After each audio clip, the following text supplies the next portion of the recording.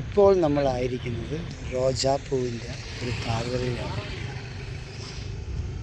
Rose എല്ലാവർക്കും എപ്പോഴും ഇഷ്ടമുള്ളൊരു പുഷ്പമാണ് റോസാണ് പൂത്ത് കിടക്കുന്നത്. നല്ല തണുപ്പുള്ള ക്ലൈമറ്റ്, വെള്ളം ഒഴിക്കാനുള്ള ഓട്ടോമാറ്റിക്കലായിട്ട്, കാരണം വെള്ളം ഒഴിക്കാത്തതുകൊണ്ടാണ് കറക്റ്റായിട്ട് എല്ലാവരുടെയും വീട്ടിൽ റോസ കറക്റ്റായിട്ട് പൂക്കാത്തത്. ഇത് കണ്ടോ, ഒരു മരത്തിൽ പിടിച്ച് നിൽക്കുന്ന റോസ. ഇത് കാണിച്ചു തരാം. ഒരു മരത്തിൽ മാത്രം എത്ര പൂവാന്ന് നോക്കേ. ഒരൊറ്റ മരത്തിലെ പൂവ് കാണുന്നത്. എങ്ങനെയായാലും 100 മേലിലുണ്ട് കണ്ടോ. പക്ഷെ പ്രോപ്പറായിട്ട് വെള്ളം ഒഴിക്കുന്നത് കൊണ്ട് മാത്രമാണ് ഇത്രയും റോസാപ്പൂ ഇങ്ങനെ ഇവിടെ നിൽക്കുന്നത്.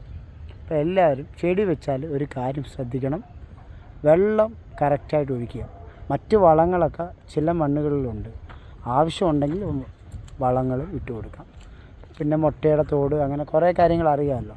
അപ്പോൾ അറിയാവുന്നത് നല്ലപോലെ ചെയ്ത് വിജയിച്ചവർ പറയുന്ന മാത്രം അതിന് വളമായിട്ടിട്ട് കൊടുക്കുക. അല്ലെങ്കിൽ അതും ദോഷമായി തീരും. വേറെ കീടങ്ങളും നമ്മൾ ഇട്ട് കൊടുക്കുന്ന ഫുഡൊക്കെ എന്തെങ്കിലും മോശമുള്ള ഫുഡാണെങ്കിൽ കീടങ്ങളൊക്കെ വരും. അപ്പോൾ അതുകൊണ്ട് റോസാപ്പൂ നടന്നവർ പ്രത്യേകം ശ്രദ്ധിക്കണം.